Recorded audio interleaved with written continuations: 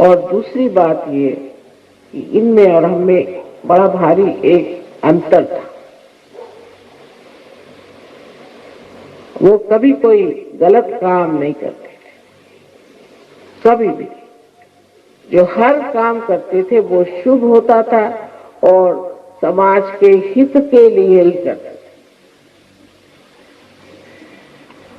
सो इनमें ऐसी कौन सी शक्ति थी कि ये हम लोग जैसे गलत काम नहीं करते थे? वो शक्ति थी आत्मा का प्रकाश। जब हमारे अंदर आत्मा का प्रकाश आ जाता है तो उस प्रकाश में हम देखते हैं उस सत्य को जो केवल सत्य है। पर ये प्रकाश जो आता है वो हमारे नस नस में बहना चाहिए। जिस तरह हम जानते हैं कि इसको छूने से ये ठंडा लग रहा है और अगर उसे छू ले तो गर्म लगेगा, उसी प्रकार हमारे उंगलियों पे पता होना चाहिए, उंगलियों पे पता होना चाहिए उसका बोध,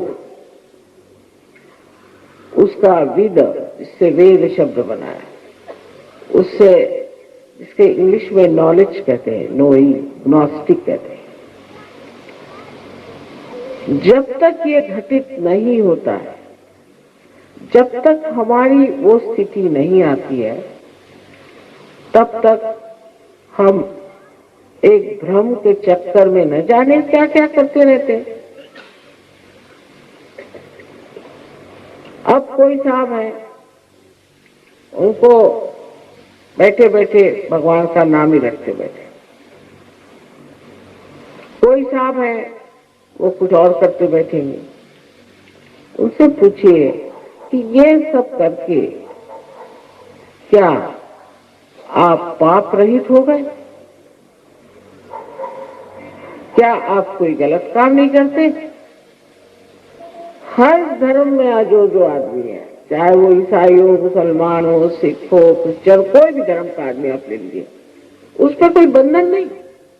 वो चाहे तो किसी गर्दन काट दे, चाहे तो किसी को डुबो दे, चाहे तो झूठ बोल बोल के लोगों को ठग ले, कुछ भी कर ले, उस पर कोई उसके ऊपर बंधन नहीं है किसी चीज का।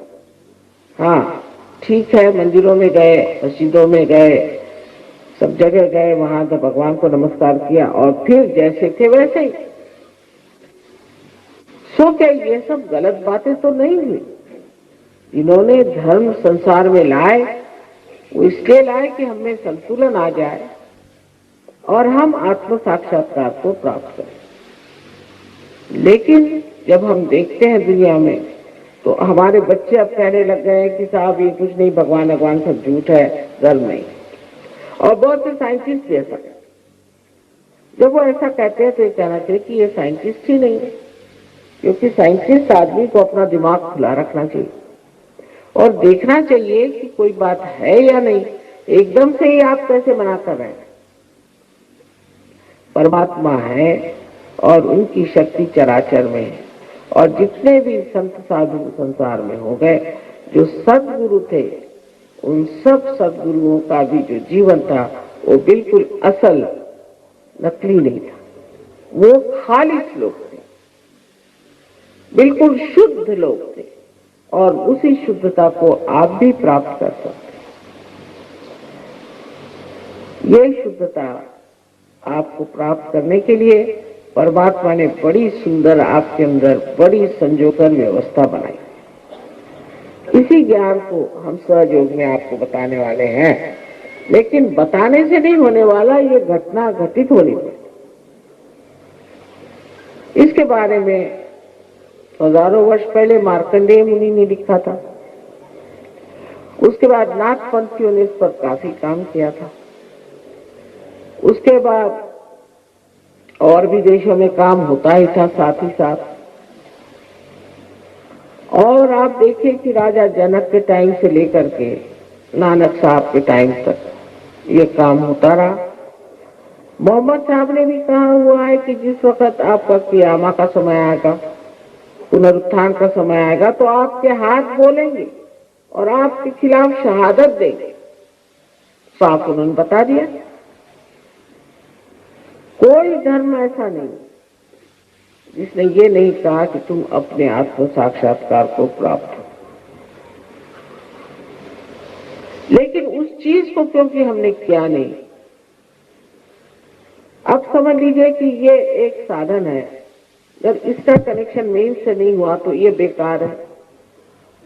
जब तक आपका कनेक्शन साहिब से नहीं हुआ, सदगुरु वही जो साहिब मिली है, जब साहब से अगर आपका नहीं हुआ है, उस परमात्मा से, चराचर में फैले हुए इस निराकार परमात्मा के प्रेम से आपका संबंध नहीं हुआ है, तो सिर्फ प्रेम की बात करने से कुछ प्रेम वेम नहीं होता। वो तो बहुत स्वार्थ का प्रेम होता है कि मेरा बेटा, मेरी बेटी, मेरा घर और मैं। जो निर्वाज्य प्रेम होता है, जो परमात्मा का प्रेम सारे संसार में बहता है और सारे अणु रेणु को ही संचालित करता है, उस प्रेम की तो कोई व्याख्या नहीं कर सकता। लेकिन आप जब उसमें नहा लेते हैं, जब आप उसमें स्वच्छ हो जाते हैं, जब आपके अंदर ये घटना घटित होती है, तो आपके अंदर भी वो शक्ति आ जाती है और आप में से बहती है वो चैतन्य की शक्ति। इसकी व्यवस्था की हुई है कि हमारे अंदर एक कुंडलिनी नाम की शक्ति है। इसके बारे में 12वीं शताब्दी में महाराष्ट्र में ज्ञानेश्वर जी ने बहुत स्पष्ट रूप से ज्ञानेश्वरी में बताया। कृष्ण ने भी ये बात थोड़ा छिपा कर पर कही, बहुत साफ, हमारे लिए तो बहुत साफ, कि उन्होंने ये कहा शुरू में कि तुम स्थित प्रज्ञ हो जाओ। स्थित प्रज्ञ माने जहां बैठे हैं वहीं आपके अंदर प्रकाश आ जाए, प्रज्ञ, प्रकाशित ज्ञान आ जाए। तो अर्जुन ने पूछा कैसे? कहने ये तो ज्ञान, ज्ञान माने जानना, जानना माने बुद्धि से नहीं। ये संत लोग को यूनिवर्सिटी में जाके पीएचडी वगैरह नहीं किए थे, तो इतने ज्ञानी लोग थे। ज्ञान माने अपने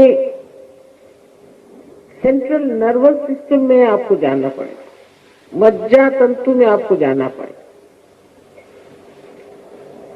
ये ज्ञान। और फिर जब पूछा कि भाई कर्म की बात क्या, तो उन्होंने कहा कि कर्म करो, कर्म सब करना चाहिए, लेकिन सारा कर्म जो है वो परमात्मा के चरणों में छोड़ दो। ये देखिए कितना होशियारी से बताई हुई बात, ये हो ही नहीं सकता। हालांकि बहुत से लोग हैं वो किसी को मार डालते हैं तो भी कहते हैं सामने मार तो डाला, कर्म परमात्मा पे छोड़ दो। कभी भी मनुष्य कर्म परमात्मा पे नहीं छोड़ता है। जो भी करता है सोचता है मैंने किया है, मैं इसका करता हूं। ये उसके अंदर से बात जाती नहीं दिमाग। कब जाती है?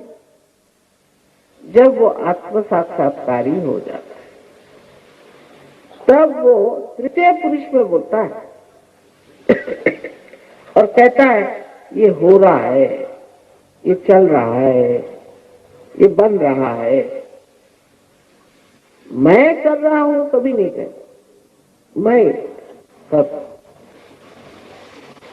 ऐसे कबीरदास जी ने कहा कि जब बकरी जिंदा होती है तो कहती है मैं, लेकिन मर जाने पर उसकी आंतों को निकाल कर उसकी जब पुट्ठी बनाते हैं और धुनके जब उसको लेके चलते हैं तो धुनके पर वो बोलती है तू ही तू ही तू ही। कितनी सुंदर बात बताई। एक जुलाहा थे लेकिन क्या बातें करी। तो उस परमात्मा के साम्राज्य में रममाण होने के लिए मनुष्य को कुछ करना नहीं पड़ता है।